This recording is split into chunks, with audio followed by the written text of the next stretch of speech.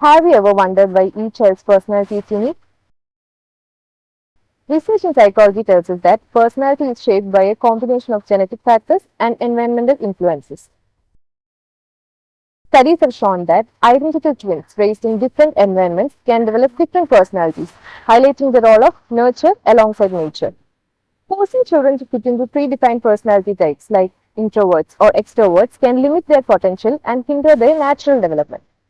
Every child is unique with their own strengths, weaknesses, and preferences. Some like quiet time and some love being around others. It's okay to be either way.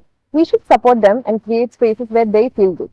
Being introverted or extroverted is just part of who they are. Every kid is special no matter what. Instead of trying to mold them into something they are not, let's celebrate their uniqueness and encourage them to embrace who they are. By appreciating and nurturing each child's distinct personality, we empower them to thrive and contribute their unique talents to the world.